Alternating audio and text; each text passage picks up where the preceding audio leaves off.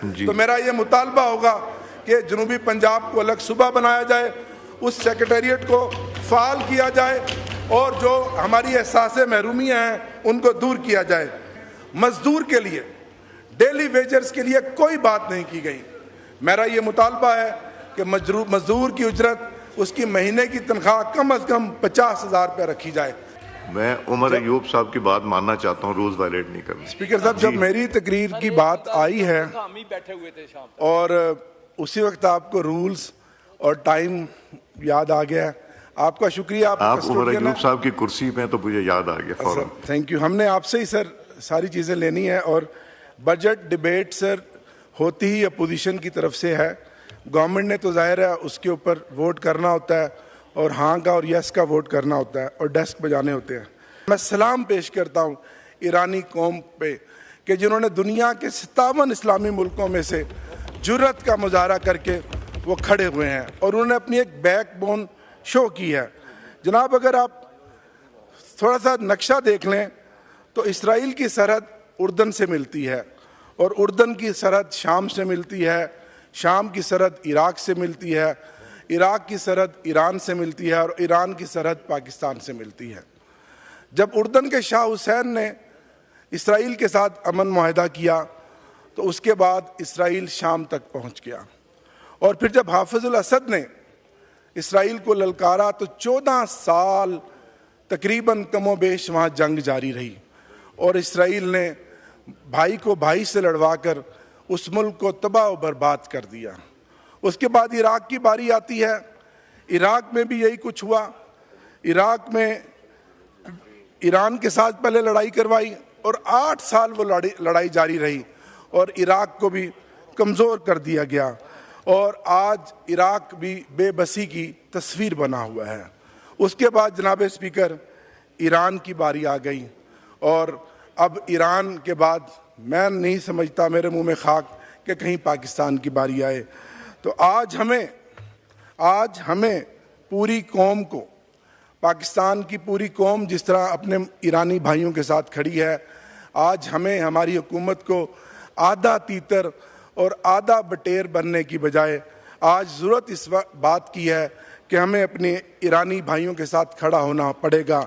अगर आज हम अपने ईरानी भाइयों के साथ नहीं खड़े होते तो फिर जनाब स्पीकर इसराइल से लेकर ईरान तक तो रास्ते में कोई मुल्क ऐसा नहीं है।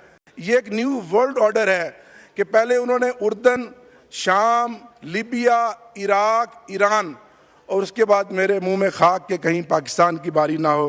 तो जनाब स्पीकर, आज हमें, कल यहाँ फॉरेन मिनिस्टर साहब आए, उन्होंने कोई बात नहीं की, उन्होंने ईरान के इस हालिया हमले पर कोई बात ना की।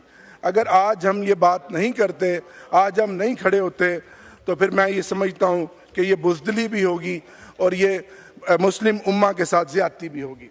जी थैंक यू। यहाँ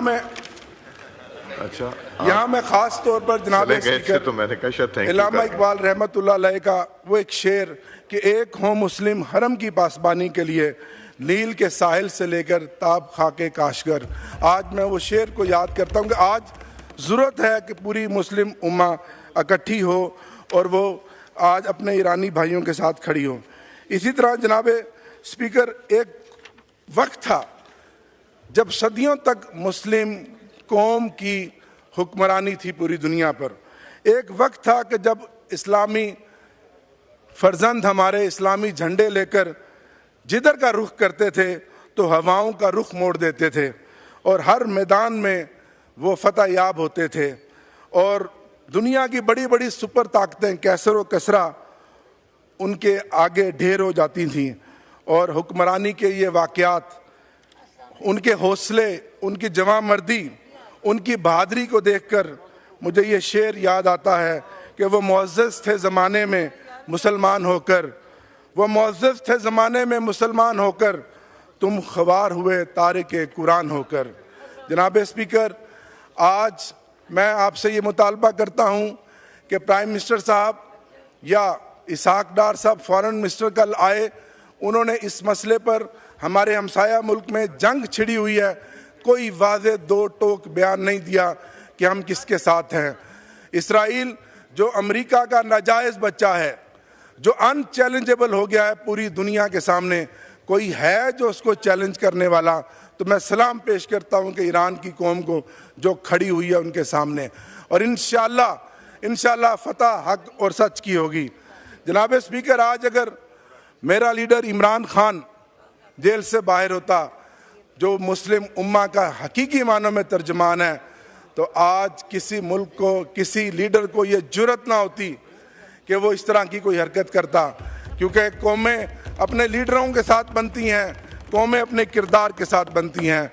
जनाब स्पीकर, मैं यहाँ ये भी मुतालबा करूँगा कि आज के इस फोरम पर, इस बजट स्पीच से पहले, मैं बात बजट के पॉइंट से पहले, कि इमरान खान साहब को, बुशरा बीबी साहिबा को, शाह महमूद कुरैशी साहब, चौधरी एजाज साहब, मियाँ महमूद रशीद, डॉक्टर यास्मीन राशिद, हसन नियाजी समेत सैकड़ों बेगुनाह कैदियों को रिहा किया जाए। ये हमारा मुतालबा है। 2 साल से नाजायज़, झूठे, बेबुनियाद मुकदमात में वो कैदो बंद हैं।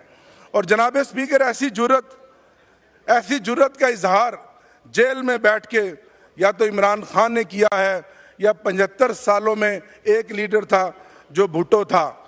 इसके अलावा जितने लीडरान को देखें, शरीफ बरादरान हो या कोई दूसरा लीडर, उन्होंने डील के रास्ते को ही अपना राह निजात समझा। आज पाकिस्तान की कामयाबी के लिए, जमहूरियत की कामयाबी के लिए, आने वाले नस्लों की बका के लिए इमरान खान की कामयाबी, इमरान खान के नज़रिए की कामयाबी बहुत ज़रूरी है। आज आपने जो हालात पैदा कर दिए हैं पिछले 2 साल से, इमरान खान को जेल में डालकर, अगर जिस तरह आपने पहले 11 साल जब भुट्टो को जेल में डाला, तो 11 साल ये मुल्क अंधेरों में धकेल दिया गया। आज ये कौम 2025 है, ये अफोर्ड नहीं करेगी कि आप इमरान खान को जेल में डालें और ये मुल्क दोबारा अंधेरों में धकेल दिया जाए। ये पाकिस्तान की तारीख की बदतरीन फस्तायत की मिसाल है कि अब तक तहरीक इंसाफ पर सियासी बुनियादों पर, इंतकामी बुनियादों पर 2 साल में 10,000 से ज़ायद FIR दर्ज हुई हैं। 10,000 से ज़ायद FIR पाकिस्तान की तारीख में, ये दुनिया का वर्ल्ड रिकॉर्ड बन गया, किसी सियासी जमात के ऊपर दर्ज नहीं हुई। ज़राअत जो हमारी मईशत की रीढ़ की हड्डी है, जनाब स्पीकर, आप जानते हैं कि पाकिस्तान मुस्लिम लीग नून की जब भी हुकूमत आई है, उसने किसानों को अपना दुश्मन समझा है। और ये रिकॉर्ड की मैं बात बता रहा हूँ। पाकिस्तान तहरीक इंसाफ की 4.25 साल की हुकूमत में गंदम की फसल हो, कपास हो या दीगर फसलें हो, सबसे ज़्यादा कीमत किसानों को तहरीक इंसाफ के दौर में मिली है। 7,000 से 8,000 तक कीमत मिली है मुख्तलिफ फसलों की।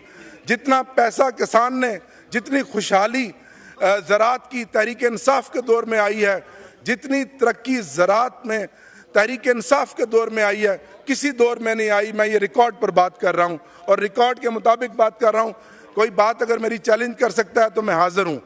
इसके अलावा टेक्सटाइल सेक्टर की जो एक्सपोर्ट है, वो तारीखी एक्सपोर्ट थी।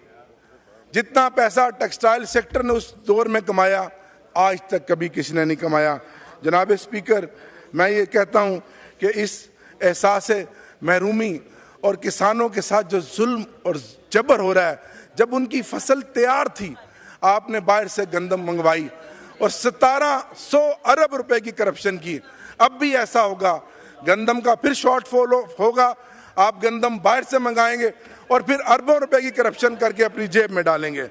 जनाब स्पीकर, मेरा ताल्लुक जनूबी पंजाब के पसमानदा खित्ते से है। आप जानते हैं, जनूबी पंजाब की एहसास महरूमी को दूर करने के लिए तहरीक इंसाफ ने अमली कदम उठाया। जनूबी पंजाब सेक्रेटेरिएट का क़याम अमल में लाया गया।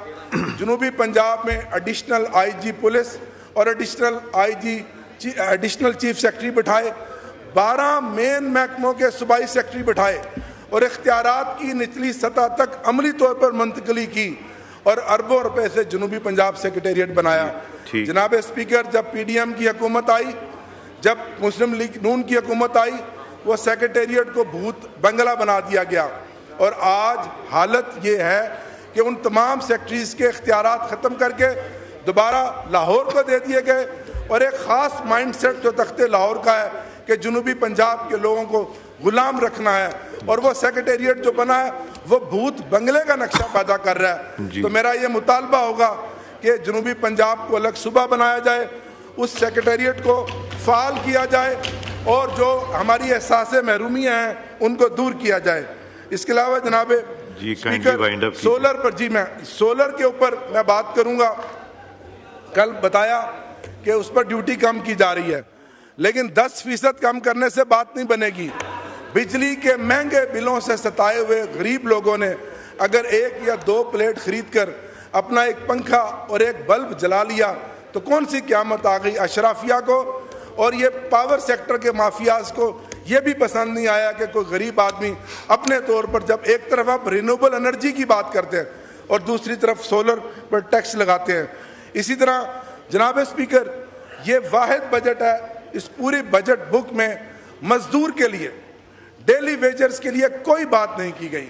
मेरा ये मुतालबा है कि मजदूर की उजरत, उसकी महीने की तनख्वाह कम अज़ कम 50,000 रुपये रखी जाए। कल यहाँ पीपल्स पार्टी के दोस्तों ने बात की, मेरा बहुत एहतराम है, सक्खर हैदराबाद की बात करते हैं। आप कहते हैं कि जब कोई बात आती है कि जी हम इत्तेहादी हैं, हम हुकूमत का हिस्सा नहीं है। आप हुकूमत के अंदर बैठे हैं, आप हुकूमतों के बेंचेस पर बैठे हैं, आप जुर्रत का मुजाहरा करें। जैसे कल जकरानी साहब कह रहे थे, जब यहाँ वज़ीर ख़जाना आए, जब यहाँ प्राइम मिनिस्टर आए, बजट पर वोटिंग हो तो आप उनसे मेक श्योर करें, उनसे ये फ्लोर ऑफ दी हाउस पे आप उनसे ये बात मनवाएं कि 15 अरब रुपया सखर कराची मोटरवे के लिए रखे गए हैं, जो नाकाफ़ी है, और फ्लोर ऑफ दी हाउस पे ये कमिट कराएं कि जल्द सखर हैदराबाद मोटरवे को शुरू किया जाए। सखर हैदराबाद मोटरवे के शुरू करने से पूरा पाकिस्तान खैबर से कराची तक कनेक्ट होगा। इसी तरह कराची के भाइयों ने बात की K4 मंसूबे पे, जो 2016 में जनाब स्पीकर शुरू हुआ और आज दिन तक मुकम्मल नहीं हुआ। कराची जो दुनिया का एक बड़े शहरों में से और पाकिस्तान का बड़ा शहर है, 45% गरीब लोग आज भी अमीर और अशराफिया की बजाय अपनी जेब से पानी हासिल करने के लिए अपनी कीमत अदा करते हैं, पानी हासिल करने के लिए मुआवजा अदा करते हैं। अशरफिया और अमीर आदमी नहीं वहाँ पानी हासिल करने के लिए पैसे देता। जो बजट में आपने पैसे रखे हैं, जो आपकी तरजीहात है, मुझे नहीं लगता कि 2026 तक भी ये K4 का मंसूबा जो है मुकम्मल होगा। इसको फिल 4 मुकम्मल किया जाए। इसी तरह आखिरी एक पॉइंट है मेरा आबी वसाइल पर। हमने आप सब पूरी कौम, पार्लियामेंट, अफवाज पाकिस्तान मुबारकबाद की मुस्तहक हैं कि हमने अपने दुश्मन का मुंह तोड़कर जवाब दिया। लेकिन जनाब स्पीकर, अगली जंग भारत की आबी जारियत की जंग होगी और पानी पाकिस्तान की बका है, पानी पाकिस्तान की बका का ज़ामिन है। तो मेरा ये मुतालबा है कि आप ज़्यादा से ज़्यादा जंगी बुनियादों पर रिजर्वायर बनाएं और जो 2 डैम हमारे ज़ेर तकमील हैं, दयामिर भाषा डैम और महमद डैम, इनके लिए जो 15 अरब रुपया रखा है, 25 अरब रुपया, ये नाकाफ़ी है। इनके लिए पैसा ज़्यादा रखा जाए और डैम्स ज़्यादा से ज़्यादा बनाए जाएं। और आखिरी मेरा मुतालबा फिर वही है कि कौन बचाएगा पाकिस्तान? इमरान खान, इमरान खान, इमरान तेरे जान निसार बेशुमार